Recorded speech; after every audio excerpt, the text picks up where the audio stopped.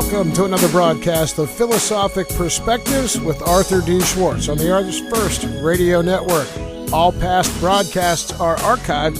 You can pick them up at ArtistFirst.com. And now here he is, your host.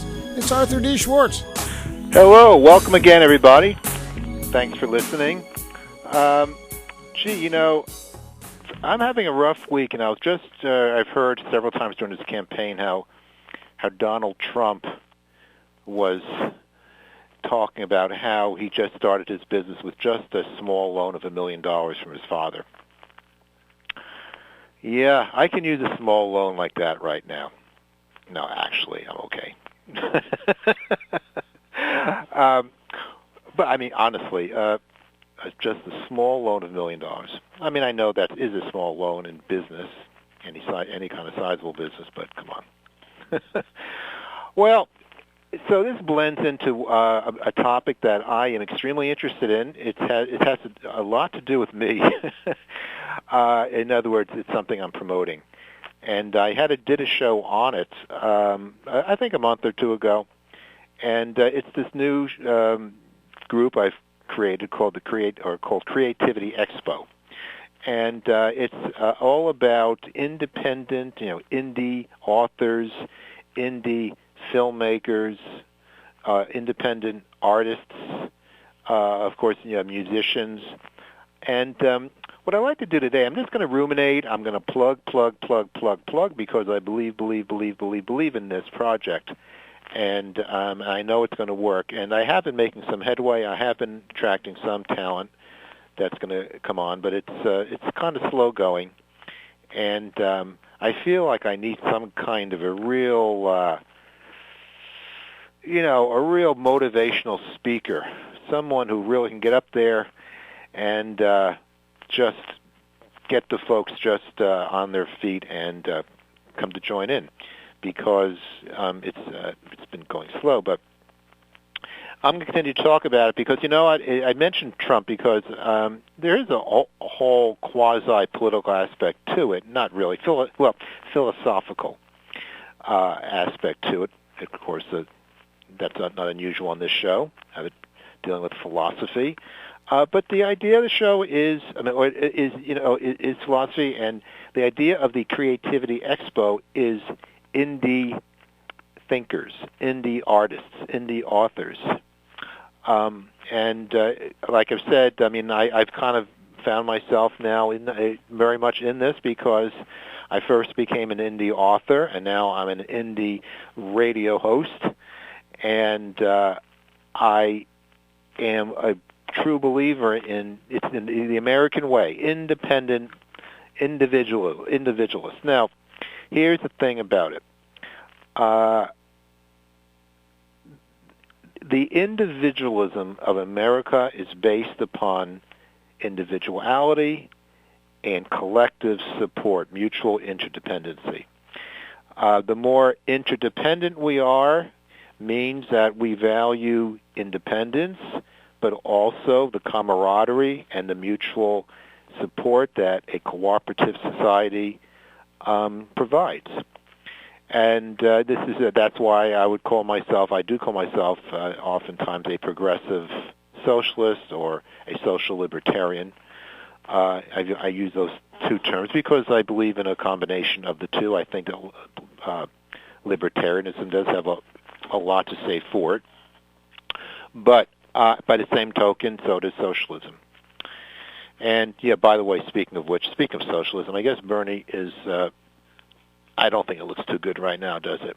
It looks like it's Trump and Hillary, although I think Kasich actually can make a run because they're dropping like flies on the Republican side, and you really only have Cruz and Kasich, and so now it's only 3.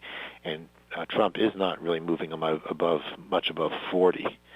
And so I would not be surprised if Kasich actually emerges. He could actually become the nominee. I know he only had like 150 delegate votes right now. Well, I am really meandering, but you know what, folks? That's what tonight's about. It's about meandering. Let's get back. So the Creativity Expo is about independent artists of all stripes. And the thing there is, how is this going to happen? You know, that's why I started off with saying, you know, if only I just had a small $1 million loan, it will take care of it. I just want a small $1 million loan. Is that asking for too much? I mean, I get these invitations on the email all the time. It usually comes from Libya or someplace, but they just want to use my bank account to deposit about $30 million. And then, of course, I would get a very, very substantial, a percentage of that. Would that be so wrong? They just want to use my bank account. Yeah. Maybe I should try it, huh? I remember when that scam first came out. It was back quite a while. It was back actually in the late 90s, I think, or maybe it was the early, or maybe it was a little bit before that, maybe the mid 90s. I'm not exactly sure, but it was, in the 90s, and when it was these Libyan scams came, and I actually called the FBI, and because at the time I hadn't really seen it before, and the guy told me at the FBI, he told me that, yeah, I mean, and he said some people fall for it because I remember quite distinctly he said somebody was killed. They actually went out to meet this guy, and then I guess he never came back. Boy, so like I said, I am meandering. So let me tell you something. I'm talking about the Creativity Expo. There's a method to the madness. The more insane I sound, the more you might possibly be wondering, what the heck am I talking about? And that could possibly ultimately produce more interest in the proposition if through the nonsense and the confusion emerges a singular idea. And that singular idea is creativityexpo.net. creativityexpo.net. Spelled CREATIVITY Expo, EXPO.net. That is the site. It's actually a meetup site, but that domain will take you there. And right now it's just the Boston area. I mean, obviously for practical reasons, because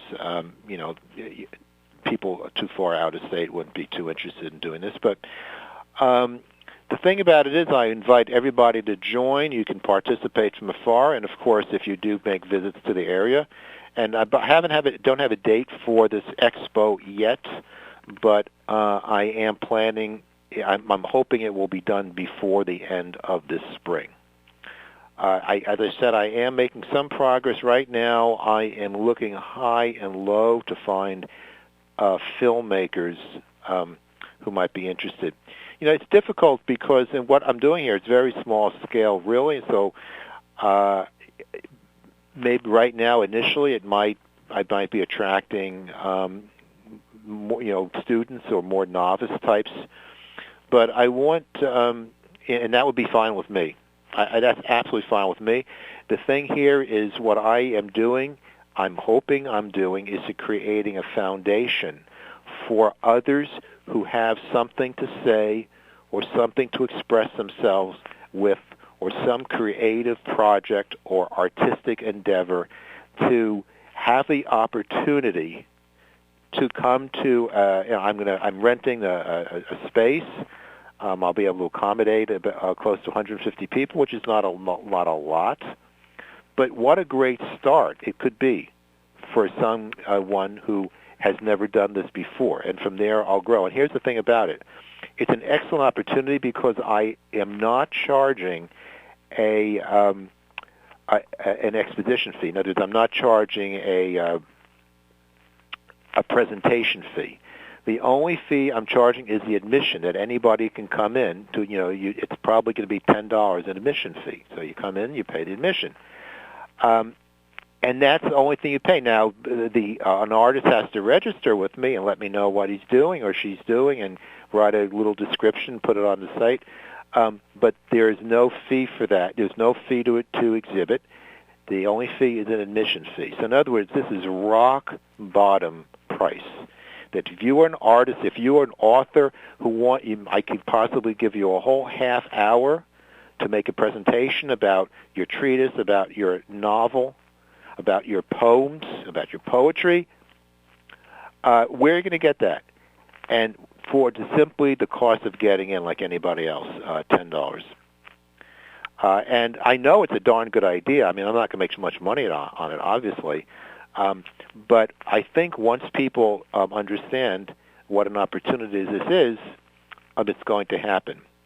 I am going to break down and actually start advertising this out beyond Meetup. I think I'm going to go to Eventbrite, and I'm going to spend some money to bring new people in because I know this is a good idea. I know it, and even if it doesn't work out, I know it's a good idea. Yeah, it's true. You know, something can be a good idea even when it doesn't work out. Of course, it's the implementation. Now, that gets me around to my favorite topic of ethics.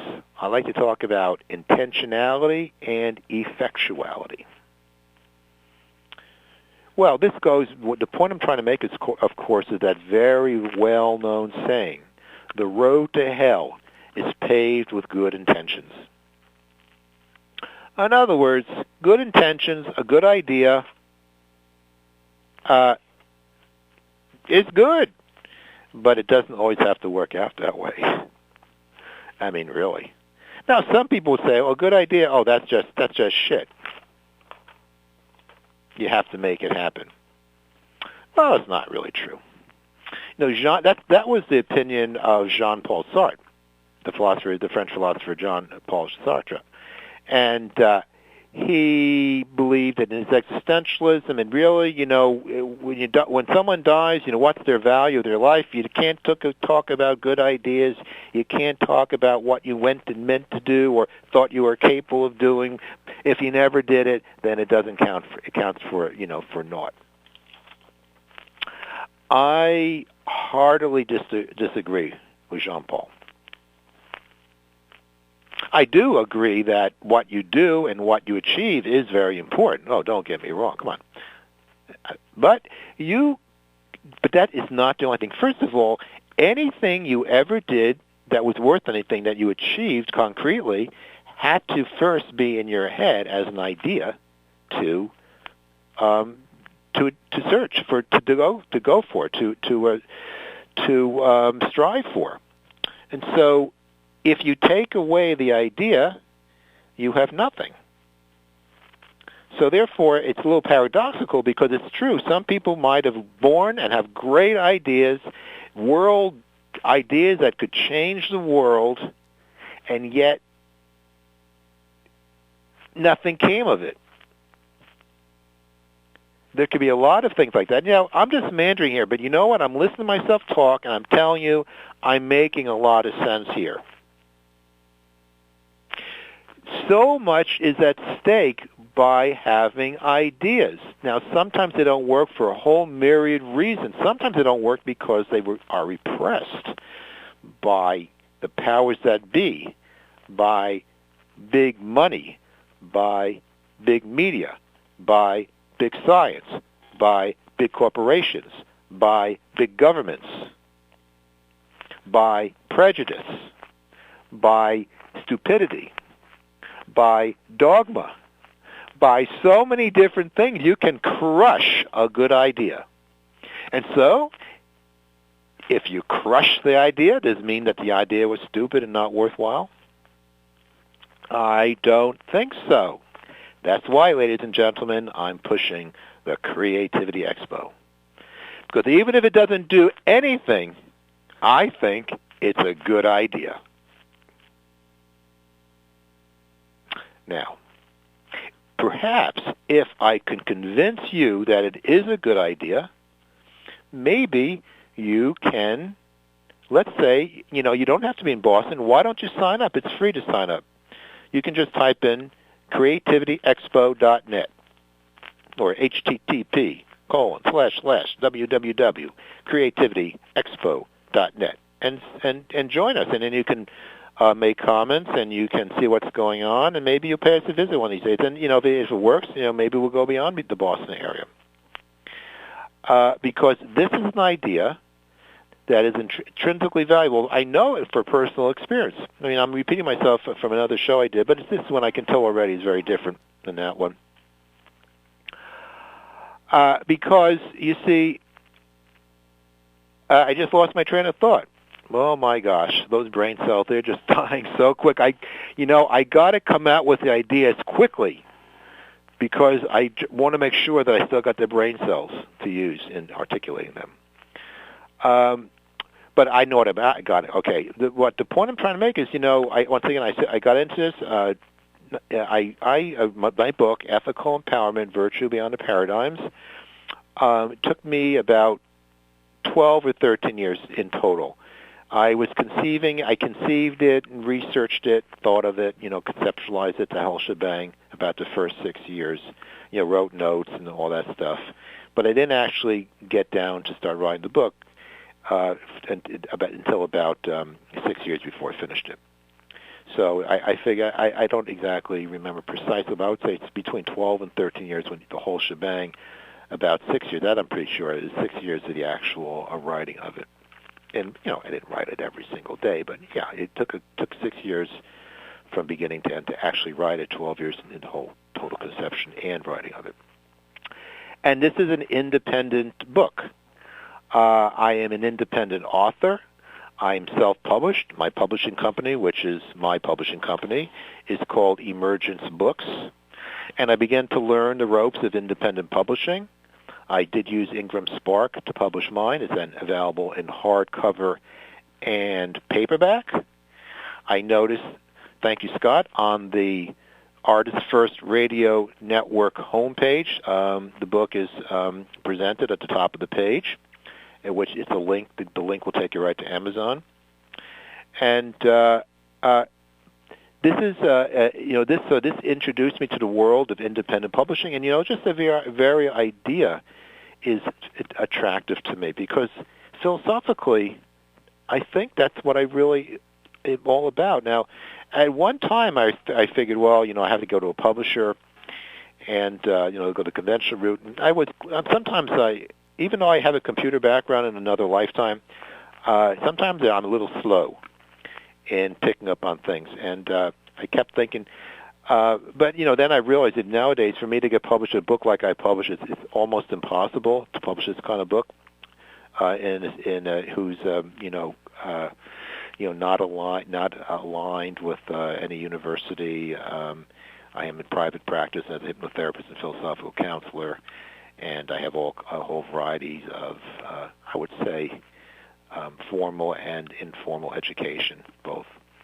And so I found myself in this position. So, and this is a long-about way of saying, as I've said once before in the other show, in the other program about a month or two ago, I wish the Creativity Expo or something like it existed for me to talk about my book. What I am presenting here is the thing that I know that I want very much to be provided for me as well. So yes, I will be one of the guests on the Creativity Expo. However, it's not going to be, the show is not going to be about me. I'll just be like anybody else, presenting and perhaps selling my book and having material available, that type of thing. Yes, okay. I'll make my presence as well as known as I can possibly can, so long as it's within good taste. Because it's not going to be the Arthur D. Schwartz show. I promise you that.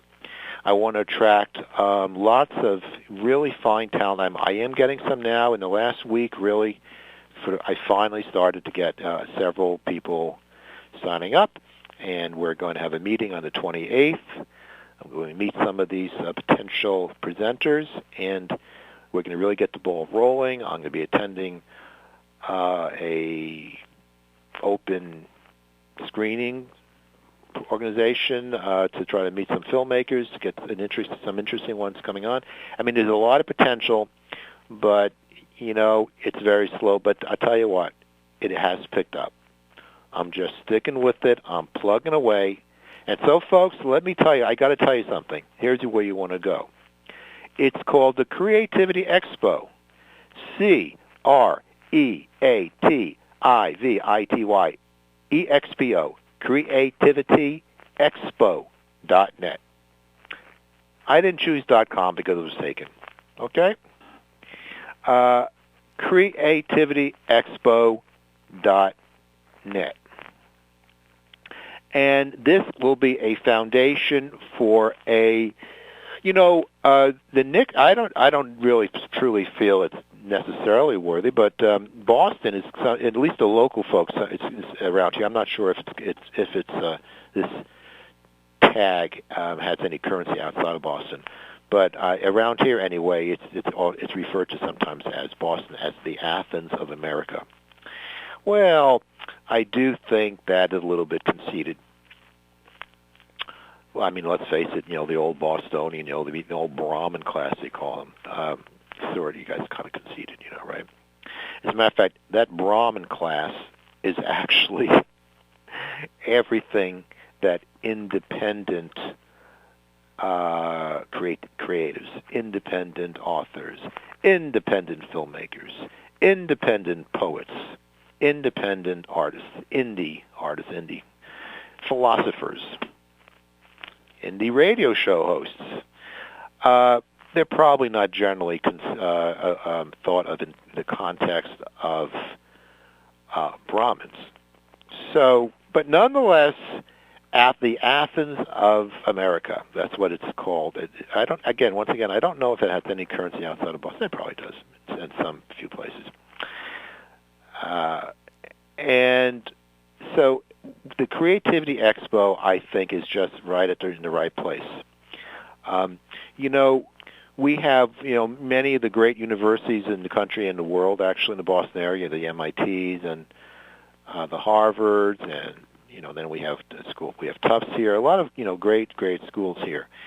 And so the thing is that I think there is as might be imagined, a really wonderful spin-off effect of that.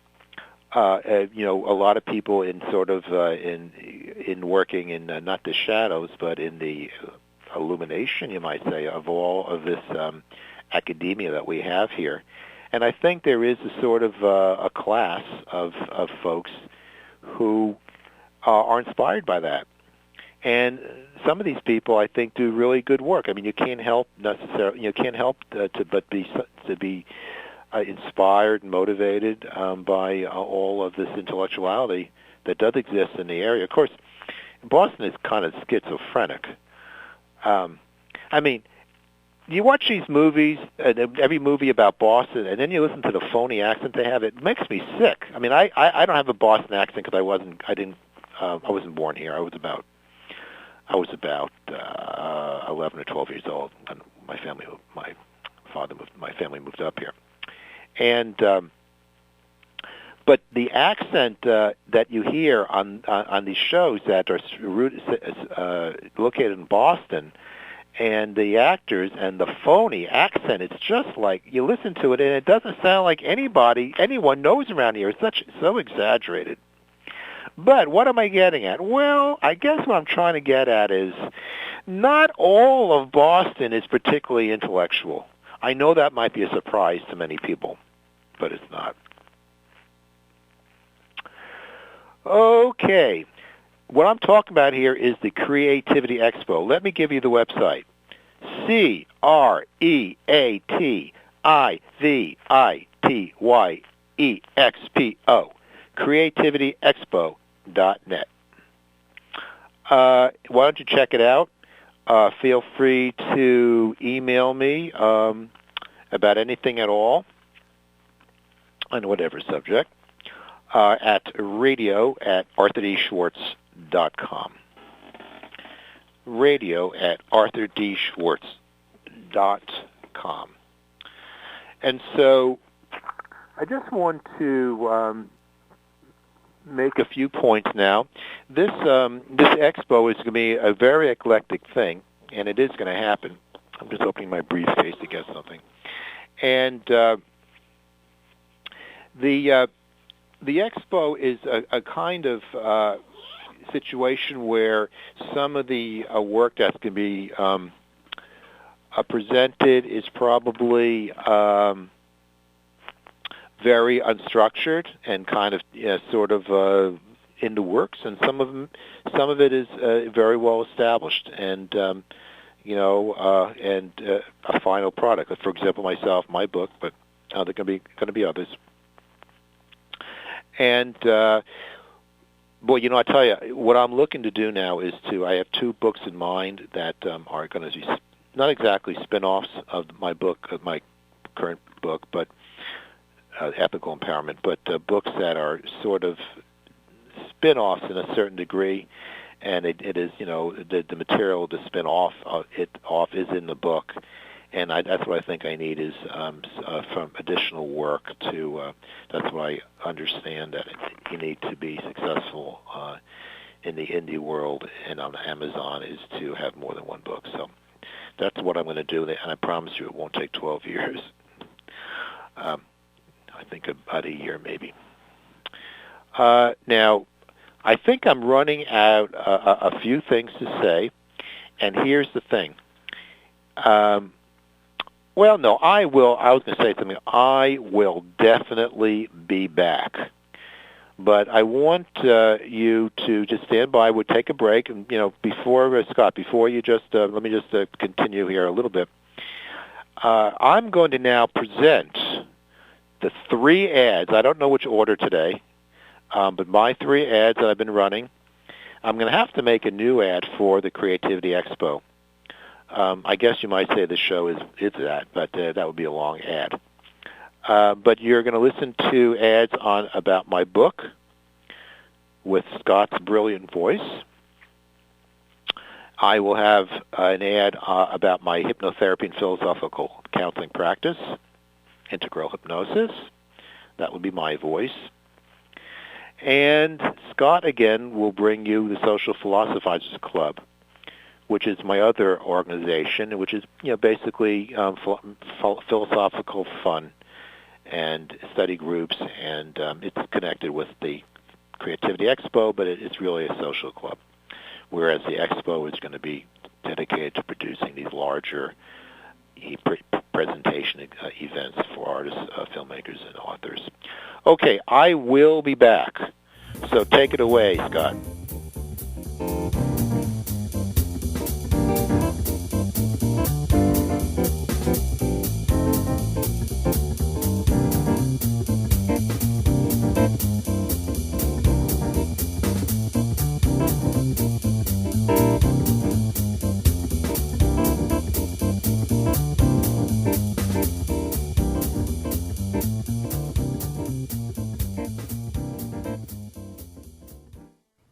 In Ethical Empowerment, Virtue Beyond the Paradigms, Arthur D. Schwartz presents an ethical theory that is a framework for evaluating moral conundrums that go beyond legalistic rulemaking, dogmatism, and preconditioned thinking. The book is as much an ethical framework for unconventional ideas as it is for staying with convention. Ethical Empowerment is a manifesto of non-doctrinaire perspective. Ultimately, the hypnotic thinking of ideology and dogmatism can only be overcome by returning to the true source and essence of morality, which is nothing less than universal love. Discover how the philosophically liberating approach of the ethical empowerment can be applied to the range of ethical, social, and political controversy. Read about a plan to eliminate all political parties. Entertain the possibility of an overhaul of the patent system and its replacement with a system that rewards inventors while eliminating monopolistic control of patents and technological suppression. Many other transformative ideas are discussed in the book, including issues related to the monetary system, real estate, scientific paradigms, and a rational approach to conspiracy theory.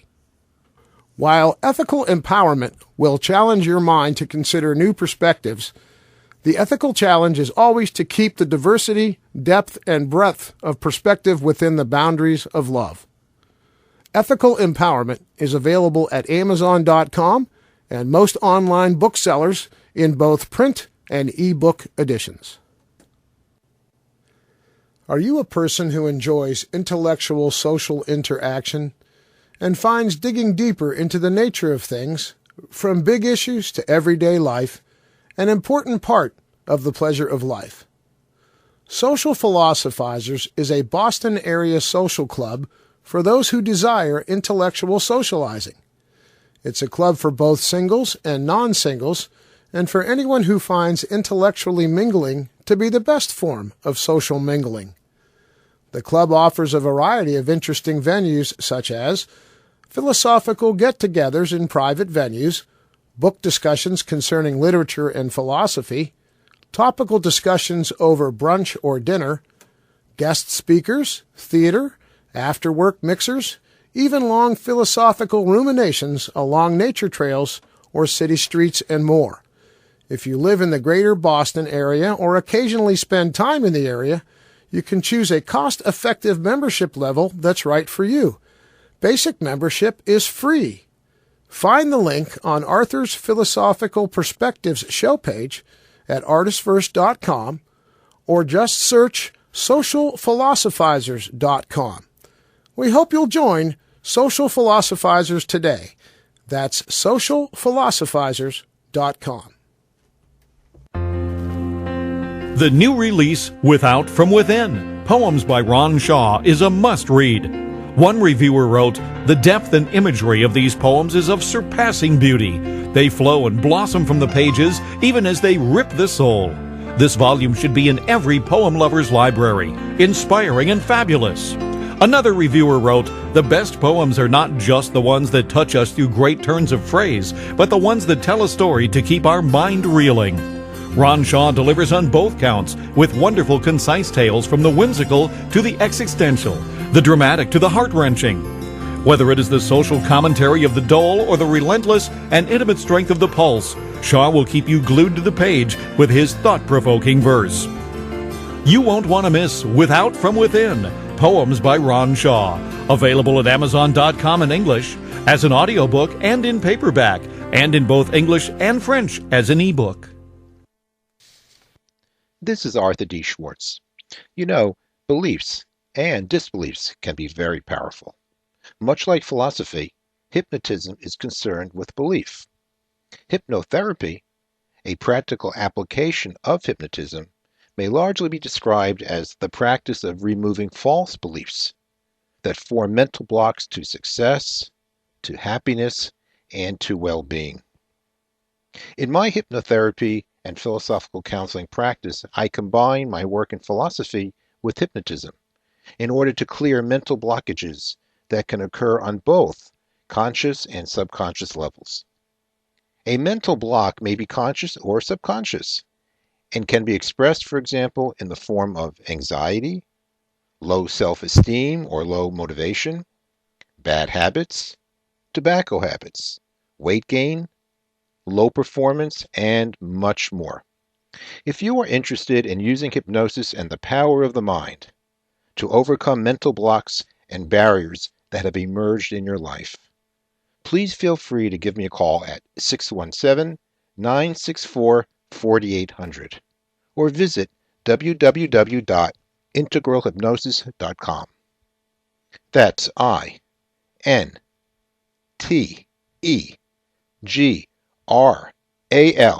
hypnosis.com.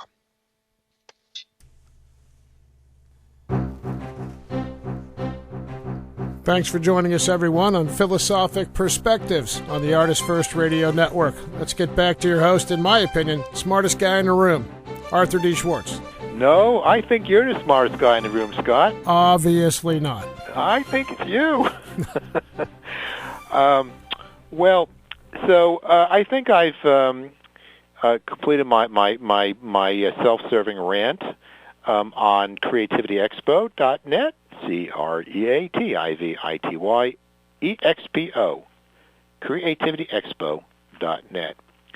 If you are an artist or just or an author or a filmmaker and you want a really cool, inexpensive, ground foundational opportunity to present your work, take a look at it, and it's there. It couldn't be more cost-effective, I guarantee you that. Yeah, I can tell you how much it's going to cost, $10, because that's the admission fee. There's no, there's an admission fee of $10, but there is no presentation fee, at least this one anyway. Now, I want to segue a little bit and talk about the political season. I think this will probably be a short show this evening, but I'm not quite finished. And before I get into the politics about it, you see, for me, this whole idea of independence, I'm not, like I say, I am a progressive libertarian or a libertarian socialist. My ideas of individuality has to do with a network of mutually interdependent support of like an organic structure, that the individuals are sustained by others and the sustaining creates stronger individuals. And so organization, independent networks of independent artists, writers, filmmakers, poets, thinkers, inventors, the whole shebang is very much grounded in a philosophy of a social philosophy, and that is about human greatness, both on a collective as well as a individual level. So there is a connection to my political philosophy, and I think shared by many, and the Creativity Expo. Now, this political season has really been, I've talked about it before, it's been pretty amazing. There's nothing, I've never seen anything like it in this country. And so it looks like we have most likely Clinton versus Trump. Like I said before, I still think there is a good chance Trump will not get nominated, because you just look at the arithmetic. He as they're falling off, I think Kasich could be the one. I don't think, I think Cruz can only be a spoiler. I don't think there's any way he gets the majority, because the Trumpians and the Kashians won't go to Cruz. But Kasich, if you look at the map, he can very, very quickly emerge, very, very rapidly as a formidable opponent, because now that he's won Ohio, now that Rubio is, now that he's dropped out, and the only one left is Cruz and Trump.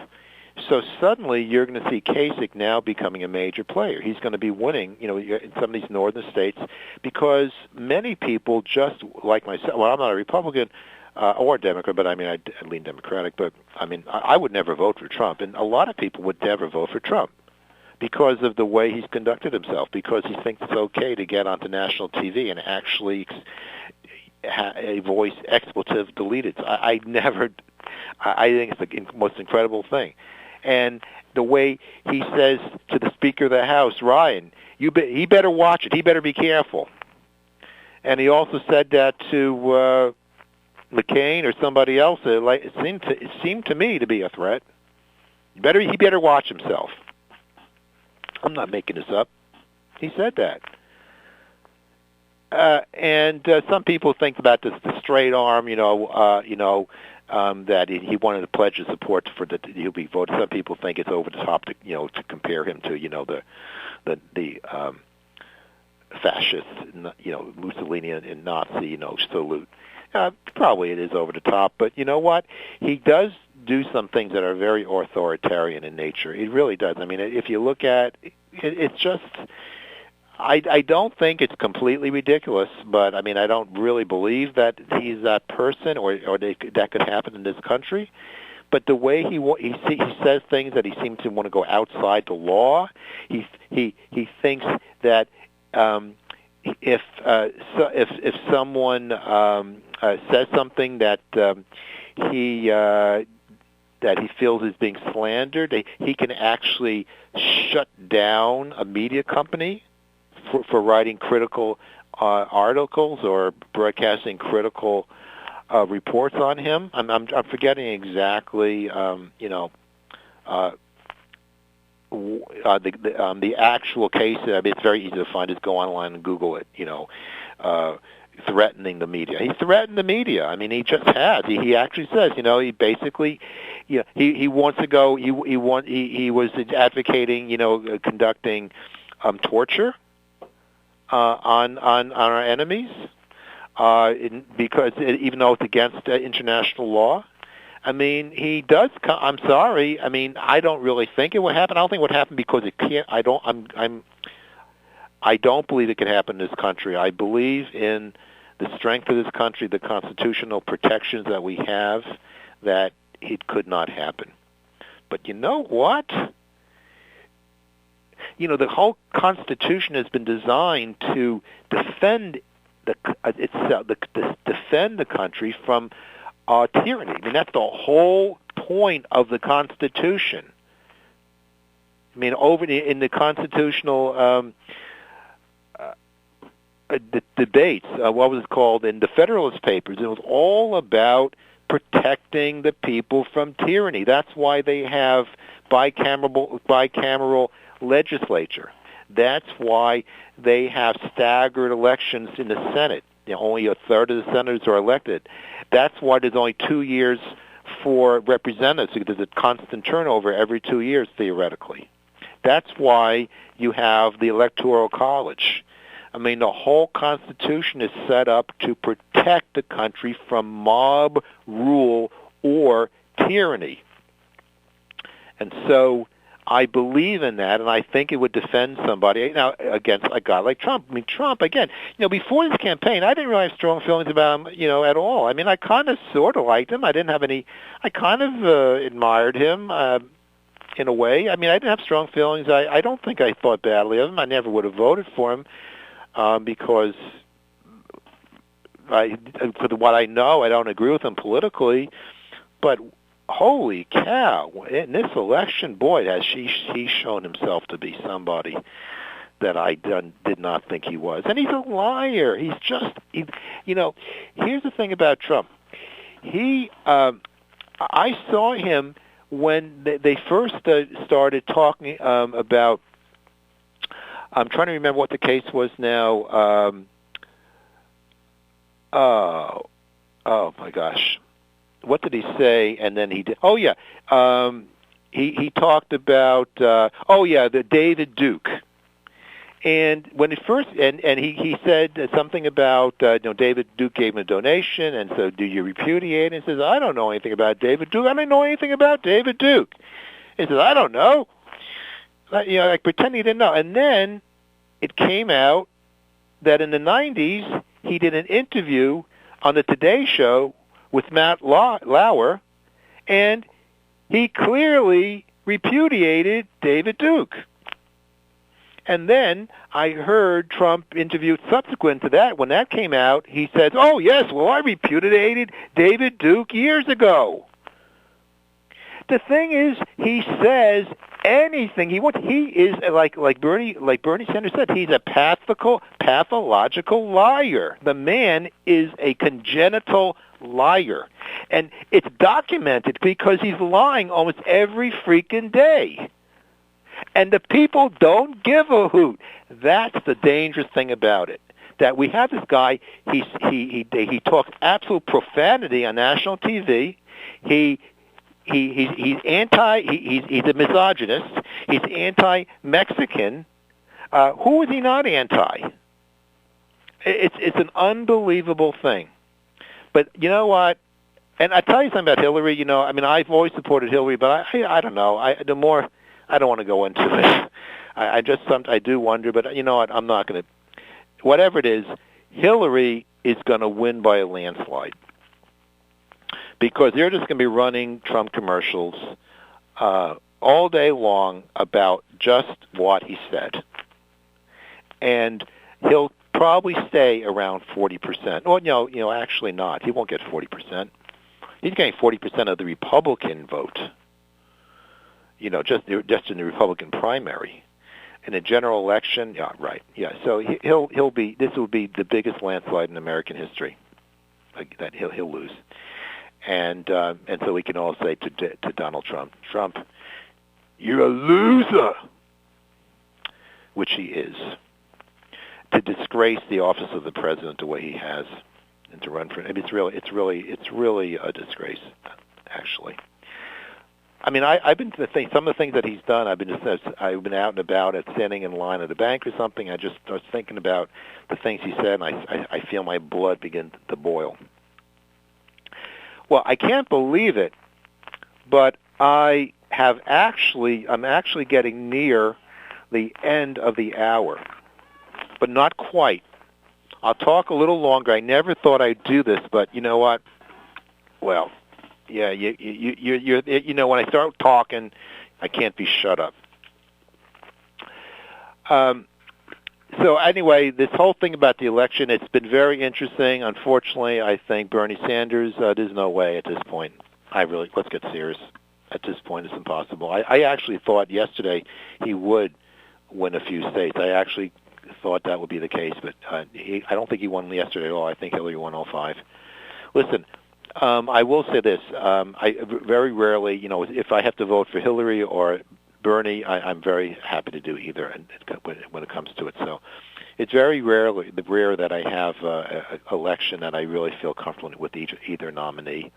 That's not generally the case. Of course, there's only been 2 really main ones this year. So I think Bernie has emerged as a very interesting figure. He seems like He's certainly presented a socialist a platform in a very persuasive way that has never been done before in American politics. Truly, he's changed. This is an important campaign. He has and I think a lot of it is because the demographic changes in the country over the past 20 years. It's a different country. It's changing rapidly, and so that's a big part of it. But just generational change. And look, how many young people are supporting him? It's amazing. A 70-year-old guy. But he has presented the socialist argument. I mean, he's not a total socialist, but in many regards he is. And he's done so in a very persuasive way that he will go down in history as an important figure for this alone. Never before has anyone come close to articulating with the force and with the large support of this kind of argument. And of course, it's already influenced to Hillary Clinton. I saw the clip on the Tonight on the Saturday Night Live. Well, what's that actress? The actress that's on now. She's really very funny. She's the one that does. I forget her name, but she does Hillary. In fact, she does Hillary. She had the one where Hillary was the bartender. I'm sorry, I'm forgetting her name. But I guess with the last show, I only saw the clip. I don't think I saw it. I didn't watch it, but she was Hillary, and then she was changing into Bernie Sanders because she was adopting so many of his points. So it's pretty funny. And so the point I'm making is his campaign has already been a success. It really has. It's already been a success. It's moved American politics, and I think it's made a permanent, I would say, positive change. Because once again, I'm a libertarian socialist. I have probably as many, if not more, socialist ideas than libertarian, but I have libertarian ideas too. But I'm more socialist than libertarian, probably most people would think. But I do like my libertarian streak as well. So I think it's been a very important election so far, and while Trump is extremely upsetting and disconcerting, I do feel that that this has been an important campaign. on the Democratic, well, on both sides, really, because it's changed the Republican Party. I don't really know what direction the party is going to go. If it becomes a much more moderate party. Unfortunately, I fear that the result would be just making it more conservative. It would be a kind of a splinter party with the extreme right. And so, but me, as you know, being, once again, with my belief in independent qualities, I am for an independent no-party system. I've said that many, many times before. However, I will give myself a plug. In my book, Ethical Empowerment, Virtue Beyond the Paradigms, in Part 2.19, Part 2, Section 19, the section called Eclipsing the Political Party goes into my argument for a no-party independent system. Well, I think that's going to do it for tonight. I really enjoy doing this. I really do. So this does conclude tonight's broadcast. By the way, Scott, you can run what we talked about running after I'm done. For links to my book, Ethical Empowerment, my philosophical counseling and hypnotherapy practice, and the Social Philosophizers Club, please visit arthurdschwartz.com. And this is Arthur D. Schwartz reminding you to live well and think deeply. Until next time, good night, everybody.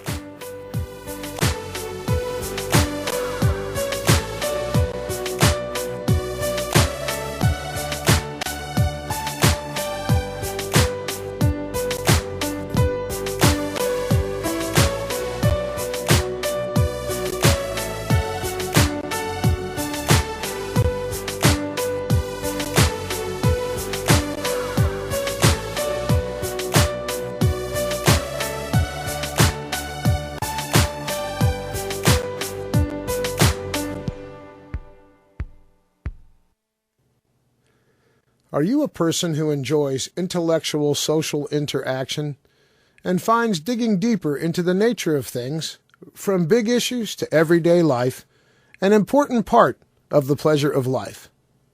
Social Philosophizers is a Boston area social club for those who desire intellectual socializing.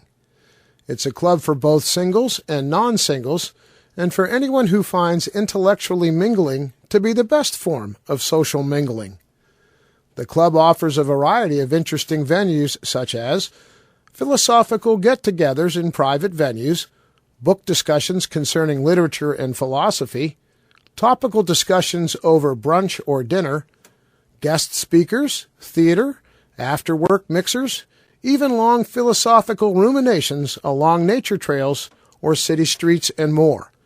If you live in the greater Boston area or occasionally spend time in the area, you can choose a cost-effective membership level that's right for you. Basic membership is free. Find the link on Arthur's Philosophical Perspectives show page at ArtistFirst.com or just search socialphilosophizers.com. We hope you'll join Social Philosophizers today.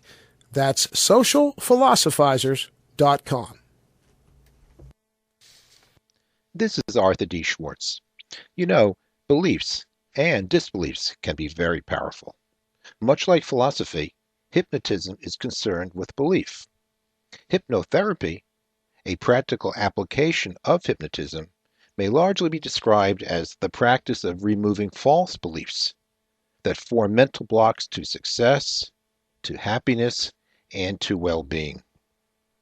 In my hypnotherapy and philosophical counseling practice, I combine my work in philosophy with hypnotism in order to clear mental blockages that can occur on both conscious and subconscious levels. A mental block may be conscious or subconscious and can be expressed, for example, in the form of anxiety, low self-esteem or low motivation, bad habits, tobacco habits, weight gain, low performance, and much more. If you are interested in using hypnosis and the power of the mind to overcome mental blocks and barriers that have emerged in your life, please feel free to give me a call at 617-964-4800 or visit www.inventors.com. integralhypnosis.com. That's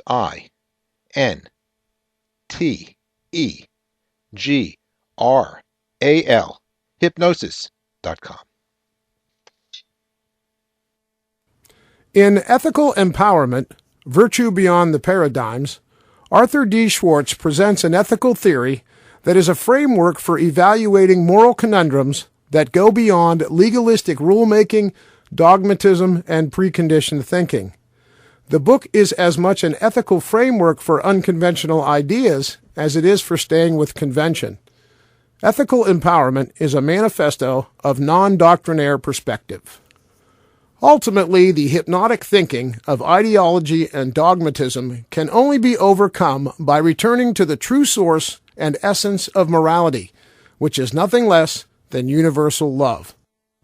Discover how the philosophically liberating approach of the ethical empowerment can be applied to the range of ethical, social, and political controversy. Read about a plan to eliminate all political parties. Entertain the possibility of an overhaul of the patent system and its replacement with a system that rewards inventors while eliminating monopolistic control of patents and technological suppression. Many other transformative ideas are discussed in the book, including issues related to the monetary system, real estate, scientific paradigms, and a rational approach to conspiracy theory.